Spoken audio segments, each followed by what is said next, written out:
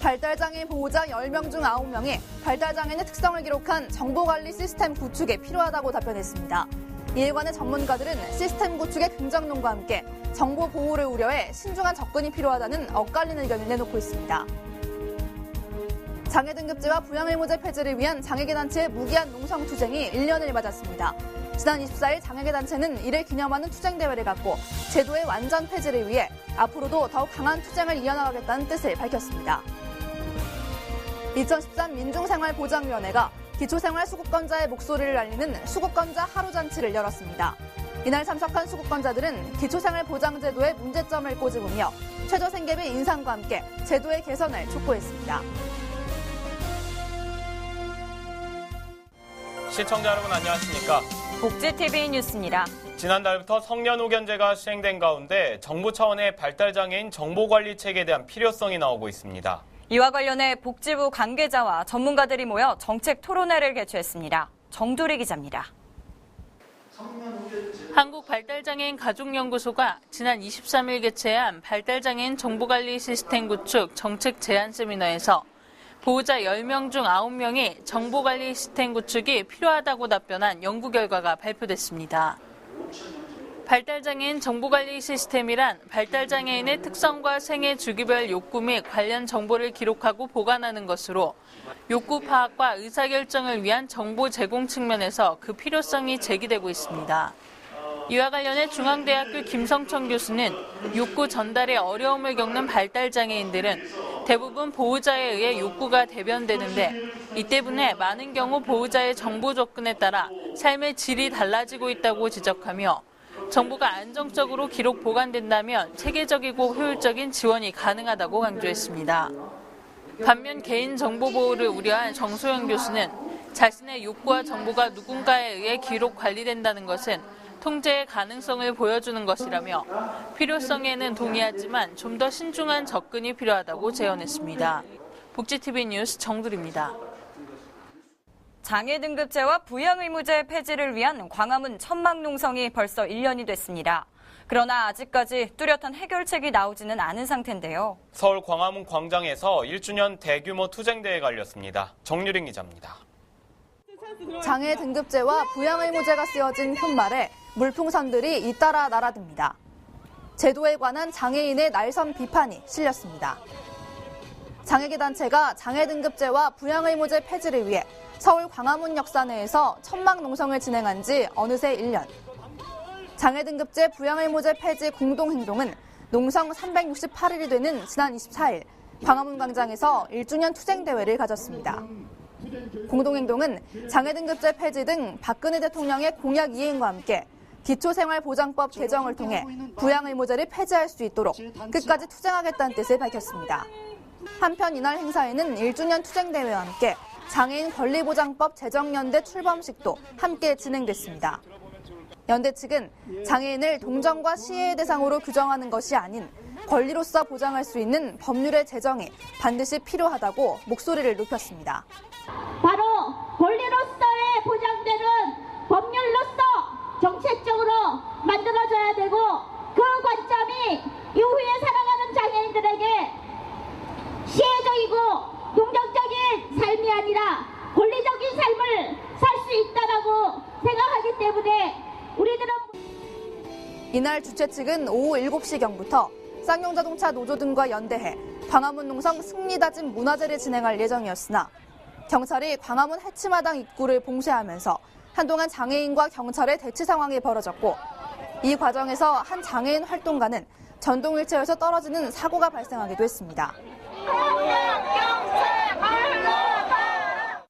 한편 공동행동은 농성투쟁 1주년을 기점으로 앞으로도 장애 등급제, 부양의무제 폐지와 권리보장법 제정을 위해 전국 지역 장애계 단체와의 연대 투쟁을 이어나갈 방침입니다. 복지TV 뉴스 정유림입니다. 민중생활보장위원회가 서울 보신각에서 정부의 빈곤 정책을 규탄하는 자리를 열었습니다. 특히 정부의 최저생계비 5.5% 인상을 놓고 수급자들의 여러 의견이 나왔다고 합니다. 최영아 기자입니다. 2013 민중생활보장위원회의 수급권자 하루잔치가 열렸습니다. 기초생활보장제도가 시행된 지 13년. 그러나 지금까지 수급자들이 직접 모여서 자신의 목소리를 내고자 했던 적은 이번이 처음입니다. 민생보이는 내년 최저생계비 인상과 함께 빈곤 해결을 위한 부양의무제 폐지, 기초생활보장제도 개선을 요구하고 있으며 수급권자들의 목소리를 알리기 위해 이 같은 행사를 열었다고 밝혔습니다. 이제 앞으로 기초생활보장제도가 대규모로 개정이 된다고 하는데 이런 앞으로의 계획 역시 수급자의 목소리가 전혀 반영이 되지 않고 있거든요. 근데 이렇게 다양한 단체와 다양한 당사자들 그리고 다양한 사람들이 모여서 오늘 대회를 치르게 된 데에 대해서 굉장히 의미가 깊다고 생각하고 이날 행사에서 수급자들은 아파도 돈이 없어서 병원에 못 가는 현실과 현실에 맞지 않는 최저생계비 등을 호소했으며 특히 부양의무제 폐지를 한 목소리로 외쳤습니다. 수급권자 하루잔치는 만민공동의 수급자들의 한마디, 가난해서 화가 난다 퍼포먼스, 문화공연 등으로 진행됐으며 수급권자들은 물풍선을 터뜨리는 퍼포먼스로 그들의 분노를 표출했습니다. 수급권자들의 목소리가 큰 만큼 하루빨리 제도의 개선을 기대해봅니다. 복지TV 뉴스 최영아입니다. 요즘 전국의 대부분의 대학교 중 사회복지학과가 없는 대학이 없죠. 그만큼 우리 사회의 복지에 대한 중요성이 커진 건데요. 그러나 일부에서 이에 상응하는 사회복지 교육의 변화도 뒤따라야 한다는 의견이 나오고 있습니다. 박고은 아나운서입니다. 지난 23일 국회, 시대적 변화에 발맞춘 사회복지교육 실태와 개선안을 모색하기 위한 토론회가 열렸습니다. 이날은 광주대 이용교 교수를 좌장으로 한국사회복지 실천 현장과 대학 교육의 실태와 쟁점, 과제와 정책 대안에 대해 발제하는 시간이 이어졌습니다. 먼저 사회복지인적자원연구소의 김재선 박사는 사회복지사가 되기 위한 자격증은 수면 자격증이라고 불릴 만큼 있어도 활용하지 않는 경우가 많다고 지적했습니다. 또 36대 사회복지과 정종화 교수는 현장 실습 교과목 이수학점과 현재 120시간으로 정해진 현장 실습 시간 역시 늘려 복지 현장에서 바로 활용할 수 있는 전문성 있는 교육이 이루어져야 한다고 말했습니다. 이날 토론회에는 전북대 최옥채 교수를 비롯한 전문가, 기관장 등 9명이 참석한 가운데 이들은 사회복지 교육 변화는 요구되지만 사회복지기관과 대학 교수진 사이에 소통이 없어 대학 교육을 이수하고 현장에 나오더라도 학생들을 다시 교육해야 한다며 한국 사회에 적합한 사회복지 교육 모델을 개발할 것을 요구했습니다. 또 실습 시간을 확대해야 한다는 주장에 대해 사회복지기관은 서비스를 제공하는 곳이지 실습생을 위한 공간이 아니라며 이에 대한 대책이 요구된다고 강조했습니다. 복지TV 뉴스 박고은입니다. 보건복지부가 장애인 등급 심사에 있어 현행 의무 재판정으로 장애인들이 겪는 현실적인 불편을 해소하기 위해서 장애 등급 판정 기준 개정을 추진한다고 밝혔습니다. 복지부는 최초 장애인 등록 후 장애 유형별로 2에서 3년마다 의무적으로 받아야 하는 등급 재심사에 대한 기준에 대해 개정을 추진한다고 말했습니다. 따라서 복지부는 그동안은 최초 판정과 이후 2번의 재판정에서 연속 3회 동일한 판정이 나와야만 재판정에서 제외됐지만 앞으로는 최초 판정 후 1번의 재판정, 즉 최초 판정을 포함해 총 2회의 판정만으로 동일 급수 여부와 관계없이 재판정 대상에서 제외된다고 설명했습니다. 복지부는 이번 개정안을 8월 말부터 행정 예고하고 의견 수렴을 거쳐 오는 10월 중 시행 예정이라고 밝혔습니다. 아시아에서 두 번째로 열리는 2013 세계 조정선수권 대회가 충북 충주에서 성황리에 개막한 가운데 한국 장애인 조정 대표팀 선수단이 본격적인 메달 레이스에 나섰습니다. 이번 대회는 전 세계 총 81개국 2천여 명이 27개 종목에 출전하며 한국 장애인 조정 대표팀은 4개 종목에 출전합니다. 특히 대표팀은 지난 2012년 런던 장애인 올림픽에서 5위의 기록을 세운 장애인 조정 대표팀 간판 박준하 선수의 메달에 기대하고 있습니다. 한편 이번 대회는 다음 달 1일까지 충청북도 충주에서 열립니다.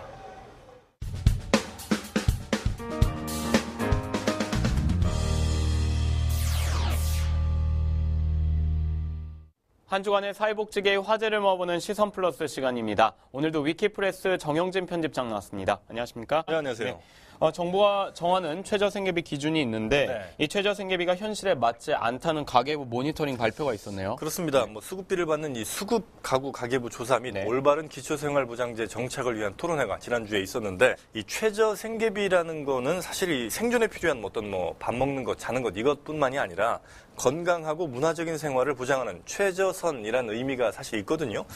그래서 이 사회 구성원으로 건강하게 살아가기 위한 최소한의 조건을 충족시켜주는 것, 이걸 이제 우리가 최저생계비다 이렇게 볼 수가 있을 텐데, 최저생계비가 1인 가구 57만 2,168원, 또 2인 가구가 97만 4,231원, 4인 가구가 한 150만 원 정도가 됩니다. 네.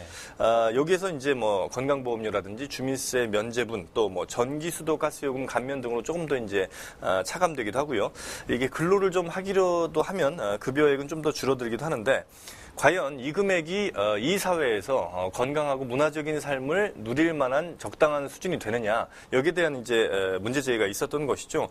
예를 들어서 뭐 4인 가구가 뭐 월세 내고 혹은 뭐 밥 어느 정도 적당히 먹고 뭐 최소한의 생활들 하고 아이들 학교 보내는 정도만 해서도 이미 150만 원이 훌쩍 넘어간다는 건 너무나 뭐 자명한 사실이거든요. 그런데 이렇게 비현실적인 최저생계비 기준으로 뭐 수급비를 이렇게 준다는 것 자체가 이게 좀 문제가 있다는 것이고요. 물론 이제 국가로서도 보면 어떤 뭐 예산 문제라든지 여러 가지 걸린 문제가 있을 거라고 생각을 합니다만, 그래도 이 사회 구성원으로서 최저한의 생활을 누릴 수 있는 최저한의 어떤 지급 같은 거는 반드시 좀 필요해 보입니다. 뭐 정부의 모든 수급 비용이 최저 생계비 기준으로 맞춰지고는 있는데 아직까지 이렇게 피부에 와닿는 생계비 기준은 아닌 것 같습니다.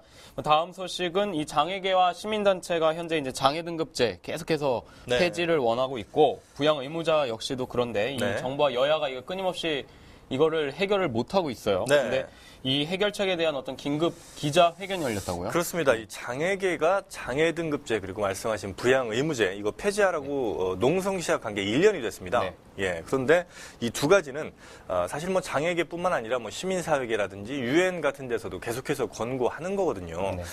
물론 이제 박근혜 대통령도 대선 당시에 약속을 했던 부분이기도 하고요. 특히나 이제 부양 의무제 같은 경우는 이미 여러 차례 여러 사람의 어떤 생명까지 빼앗게 된 아주 어떻게 보면 악법이다 이렇게 볼 수도 있는 것이거든요. 그런데 이게 계속해서 남아 있는 거고, 물론 이제 정부는 계속해서 어떤 뭐 예산 문제를 좀 핑계로 대고 있는데 이건 굉장히 좀 궁색한 변명인 것 같고요. 또 장애 등급제는 장애인을 어떤 온전한 한 사람으로 보지 않는다, 온전한 인간으로 보지 않는다, 이런 문제가 인권적으로 기본적으로 좀 있다 이렇게 볼 수가 있겠습니다.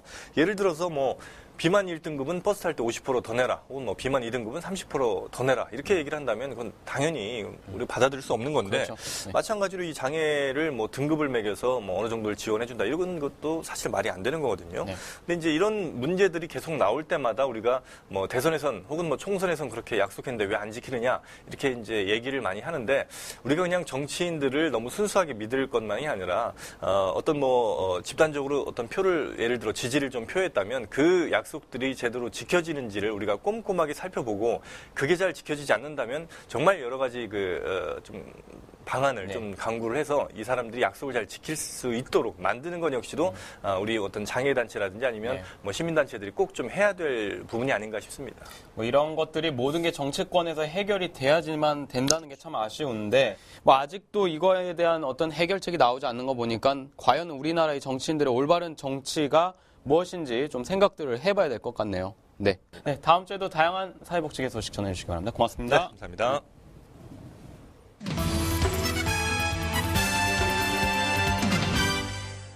복제TV 네트워크입니다. 밤낮으로 바람이 신선해지며 어느덧 모기잎도 비뚤어진다는 처서도 지났습니다. 이 추석이 한 달째 남지 않은 건데요. 경기도가 육류 성수기를 대비해 도축장과 축산물 가공 판매 업체에 대한 검사를 강화합니다. 경기도청 최창승 기자입니다. 안양의 한 도축장.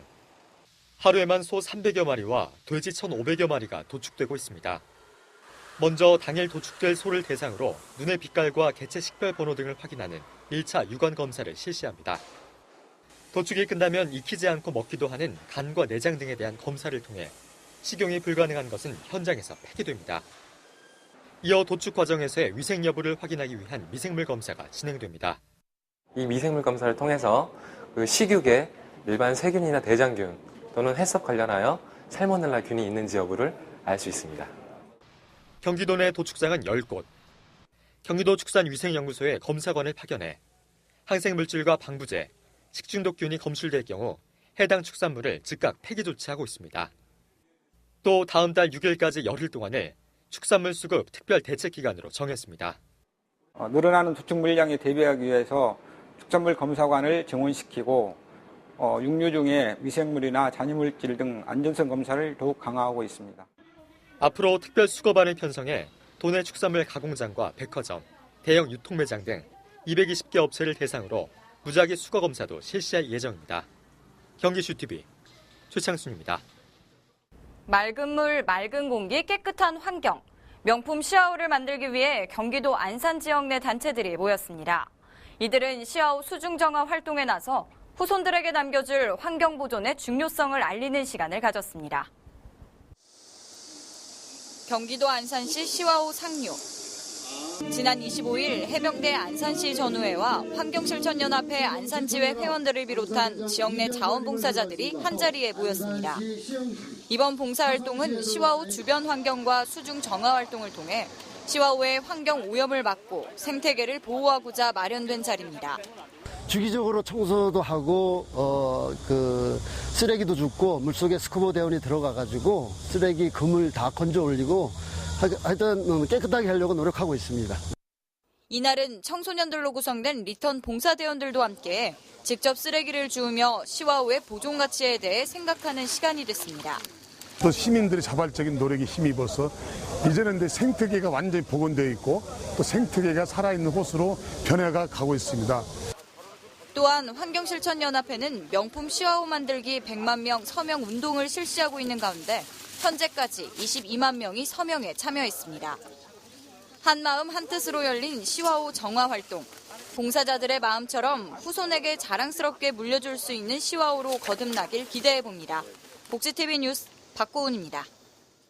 장애인 지도자들의 자질 함양과 상호 간 화합의 장을 마련하기 위해 제20회 경북 장애인 지도자 연수회가 개최됐습니다. 지난 23일 경북 청소년 수련센터에서 열린 이번 행사는 한국교통장애인 경북협회 시군 지회장과 단체장 등 200여 명이 참석한 가운데 진행됐으며 입소식을 시작으로 구미대 서영길 교수의 정부 3.0과 사회복지의 이해 등 주제 특강이 이어졌습니다.